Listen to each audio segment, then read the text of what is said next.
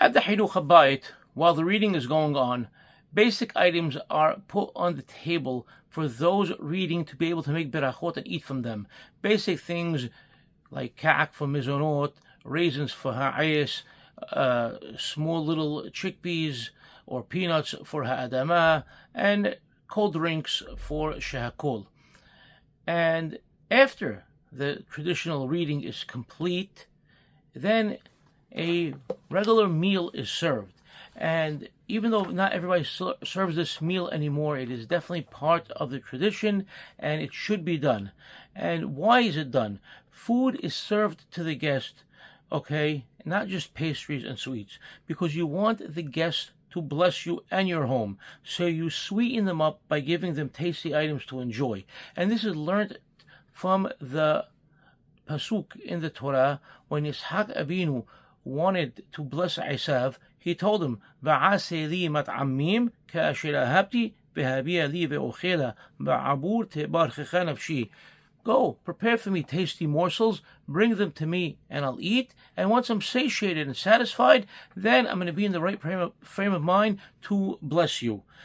And this is something that was traditionally done.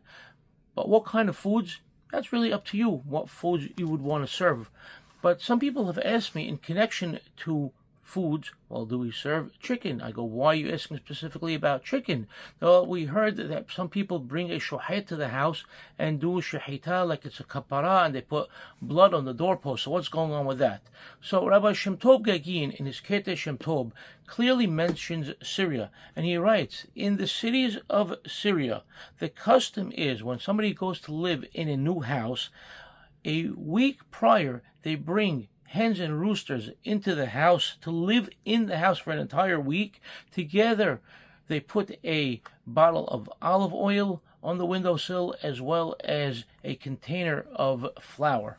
And after the week is over, they remove these items from the house. They get a shohet to do shahita on the fowl, on the chicken, and they give it to aniyim to eat from. They also give them the olive oil as well as the flour. That way they have basic necessities of life, and they view this as a kapara, as you will, because this is a new house. We want to do kapara on it just in case something may have befallen us.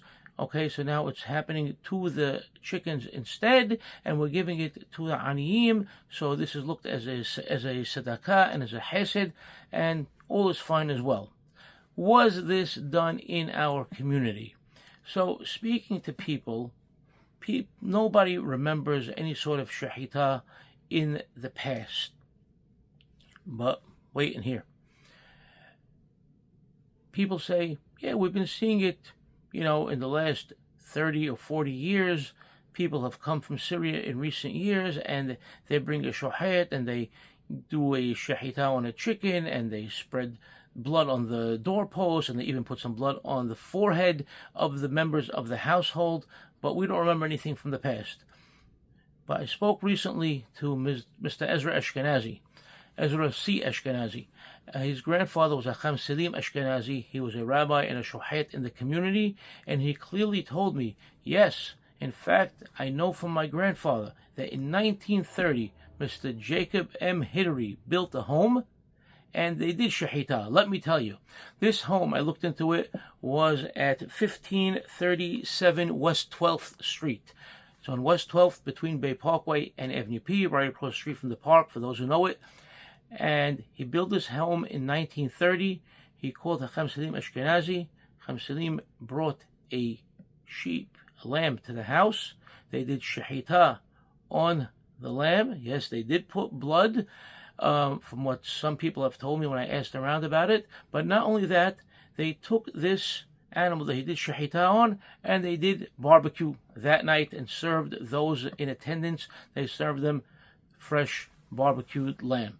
So they did shahita as a kapara for the home. It was done actually here in Brooklyn close to 100 years ago. Even though this custom has fallen out here in Brooklyn, it's still going on among the Halabi community in Argentina as well. So mabruk to all of those of you with a new home.